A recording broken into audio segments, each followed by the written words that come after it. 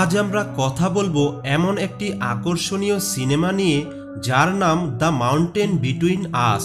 এটি বেন ও অ্যালেক্সের গল্প, যারা একটি প্রতিকূল পরিস্থিতিতে আটকা পড়ে, যেখান থেকে বেঁচে ফিরে আসা কেবল কঠিনই নয়, প্রায় অসম্ভব। আর তাদের এই যাত্রায় শুরু হয় এক অসাধারণ প্রেমের গল্প।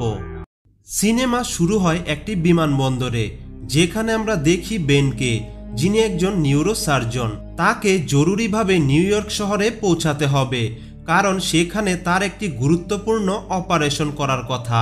এদিকে আমরা দেখি অ্যালেক্স মার্টিনকে। সে একজন ফটো সাংবাদিক, যিনি শীঘ্রই নিউ ইয়র্কে বিয়ে করতে যাচ্ছেন, তাই তাকেও তাড়াতাড়ি নিউ ইয়র্কে পৌঁছাতে হবে।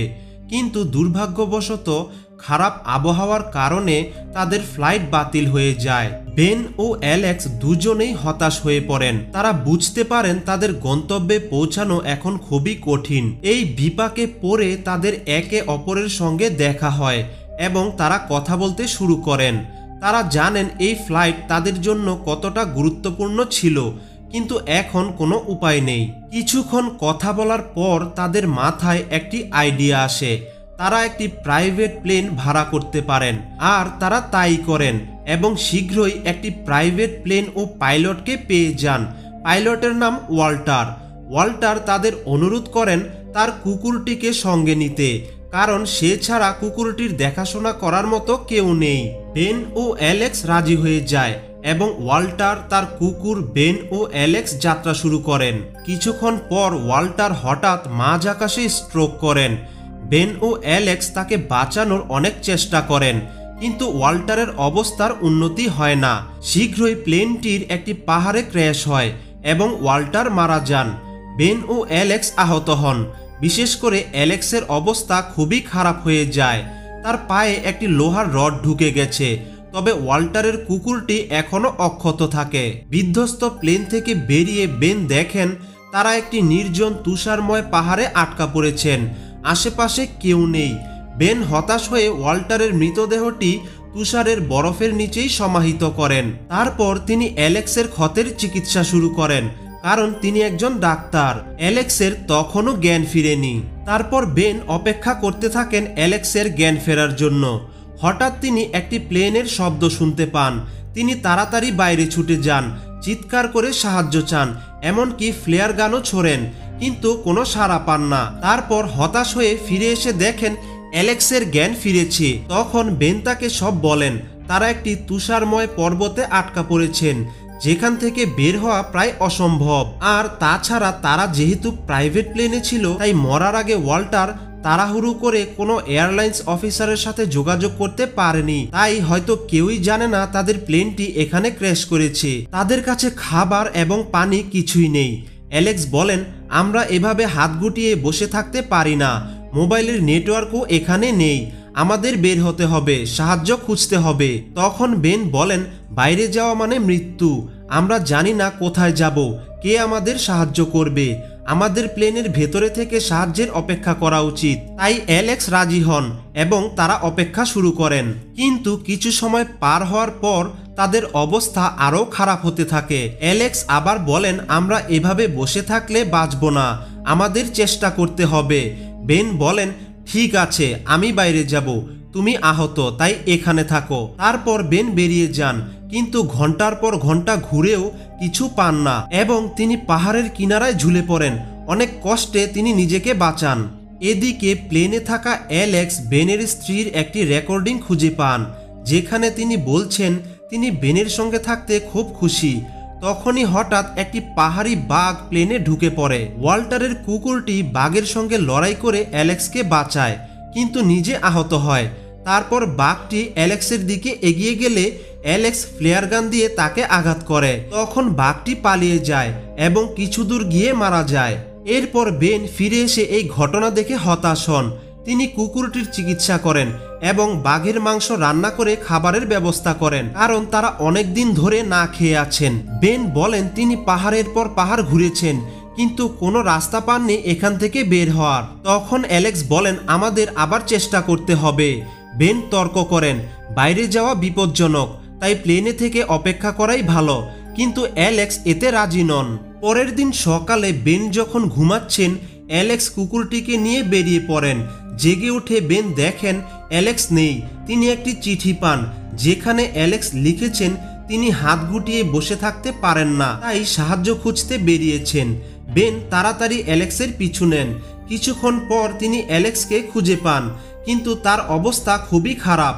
তিনি ঠান্ডায় কাঁপছেন এবং শ্বাস নিতেও কষ্ট হচ্ছে তার। বেন তখন অ্যালেক্সকে একটি আশ্রয় নিয়ে আগুন জ্বালান।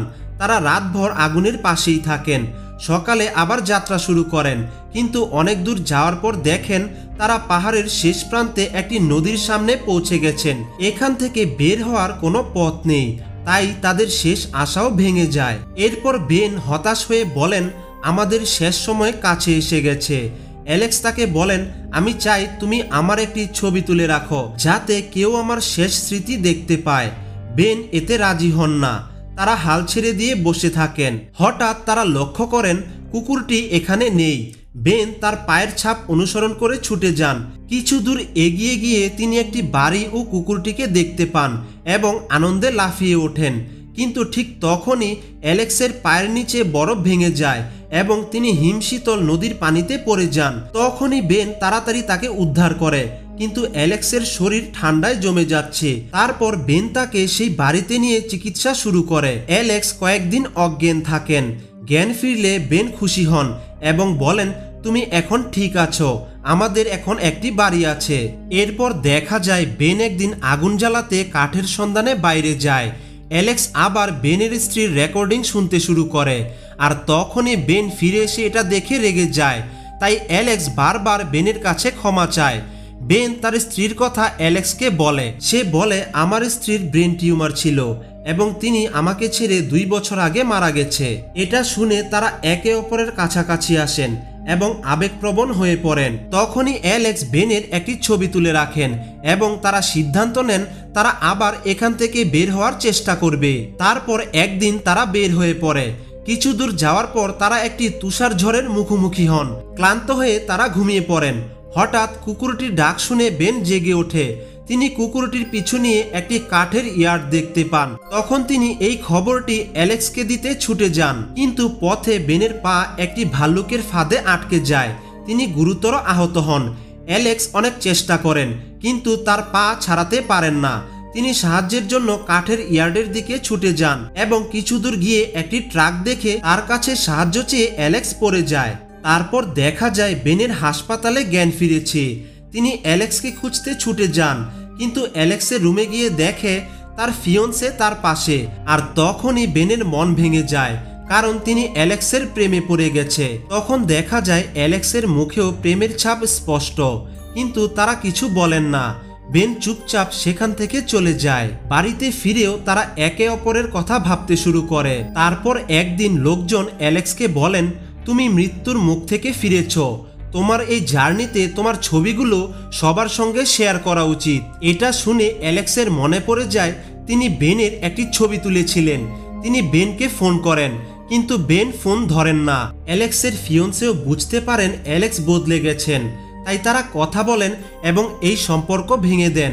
তারপর দেখা যায় অ্যালেক্স বেনের তোলা ছবিগুলো তাকে পাঠায়। ছবি দেখে বেন আবেগপ্রবণ হয়ে অ্যালেক্সকে ফোন করেন এবং বলেন আমাদের দেখা করা উচিত। কথা মতো তারা দেখা করেন।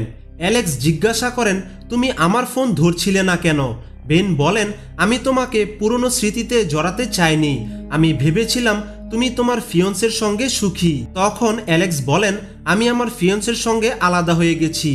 ওই পর্বতে আমি তোমার প্রেমে পড়েছিলাম, কিন্তু তোমার ইঙ্গিতের অপেক্ষায় ছিলাম। বেন তখন চুপ করে থাকেন, কারণ তিনিও অ্যালেক্সকে ভালোবাসেন। তারপর তারা কথা বলতে থাকেন, কিন্তু কেউই পুরোপুরি মনের কথা খুলে বলতে পারেন না। মনে হয় কিছু একটা তাদের আটকে রেখেছে। তারপর ফিরে যাওয়ার সময় তারা বুঝতে পারেন তারা একে অপরকে কতটা ভালোবাসেন। তাই তারা ছুটে এসে একে অপরকে জড়িয়ে ধরেন এবং তাদের ভালোবাসার কথা একে অপরকে বলেন। তারা প্রতিজ্ঞা করেন জীবনের বাকি সময় একসঙ্গে কাটাবেন। আর এখানেই এই সিনেমাটি শেষ হয়ে যায়।